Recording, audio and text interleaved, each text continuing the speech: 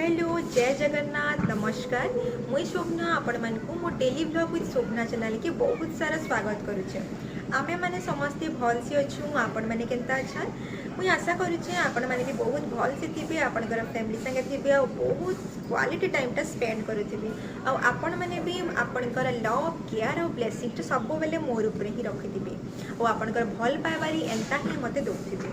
आजिर video actually बहुत interesting video होइछे आपण माने लास्ट तक देखिबे आ ओबियसली भल लागले तो लाइक करबे और शेयर सब्सक्राइब करबार लगी तो बिल्कुल भी भूलबे नहीं। आ जेन माने न्यू व्यूअर अछन से माने प्लीज मोर चैनल के जाई करी मोर सब्सक्राइब बेल बटन आइकन रे क्लिक कर दे जेन तर द्वारा कि मोर नुआ नुआ upcoming funny interesting daily life जेन कुकिंग लाइफस्टाइल सब आपन को ई चैनल देखबा लगी देता। तो डेरी नहीं करी आमे वीडियोटा स्टार्ट कर दमा आपण मान भी मोर संगे संगे एंजॉय करू।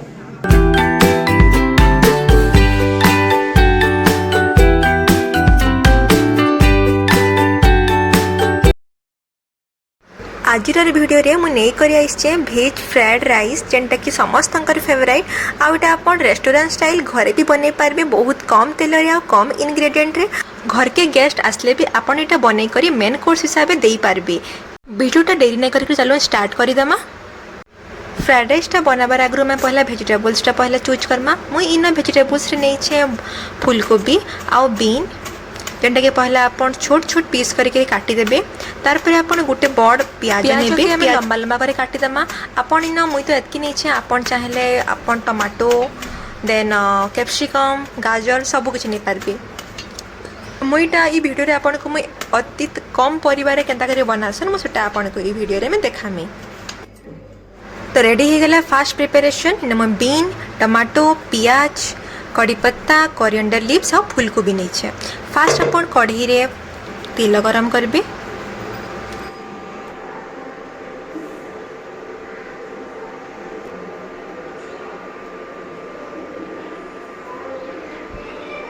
तेल गरम हो सारा पर आम से किसी सोरिष देमा सोरिष टिके फुटी सारा पर आम से पियाज पकईदमा।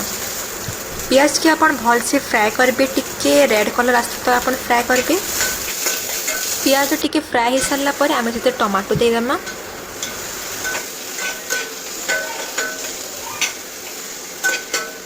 टमाटोटा भल से सिझा गली मुझे टिके न अपन लुण देदेबे आ भल से अपन फ्राए करदेबे।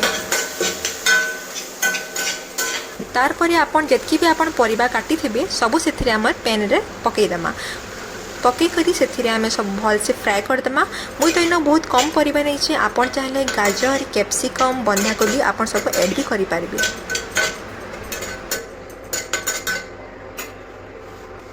तार पर से किछि हल्दी गुंड मिर्चा गुंड और आपन स्वाद अनुसार आपन लुण दे करी भल से फ्राए करबे। 5-7 मिनट गला पर देखुन यहाँ भल से फ्राए हो जाइए आउ सब भेजिटेबल्स मैंने भी सब सीझी जाइए। तार पर आपणकर पाखे घरे थिबार किछि कोरिएंडर पाउडर या फिर गरम मसला हेते आपन दे देबे दे करी भल से आपन फ्राए करबे जेनता कि सब मसला गुंडटा सब आड़े भेजिटेबल्स जेनता लागी जिबा। आमे आगु जेन भात जेन आम रखी से भात के आपन भेजिटेबल्स ऊपर दे करी भल से आपन घांटी देबे।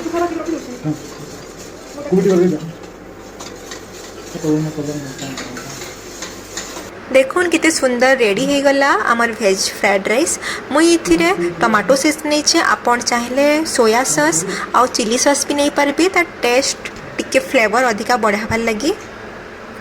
तार पर आपन लो फ्लेम रे ताके भल से सब आड़े मिक्स कर देबे।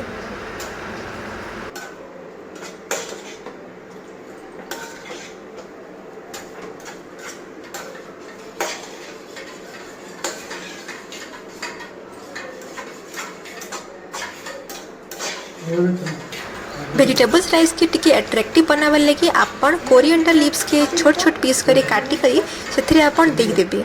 देखबे टेस्ट बहुत ही बढ़िया लगबा। आपन एटा आपन कर छुआ मान को लंच बॉक्स दे पारबे डिनर भी करि पारबे और आपन किछि गेस्ट आसले आपन सेटा मेन कोर्स हिसाब से सर्व करि पारबे। देखबे आपन बहुत ही समस्त पसंद करबे आपन कर ई वेज फ्राइड राइस बहुत इजी और सिंपल वे रे जेंटा हला। तार पर मुई आज एटा बनै छे दही रायता से आपन छुंक दे करी आपन करि देबे देखते बहुत बढ़िया ओनली अपन दुईटा ही आइटम रे खाईदेवे आपनकर लंच या फिर डिनर रेडी हो जावा। এটা एक्चुअली बहुत इजी प्रोसेस है आउ कम परिवार हो बहुत कम तेल भी आपन एटा करबे आउ ओबियसली मते कमेंट रे बताबे आपन केनता लागला। रहली नमस्कार।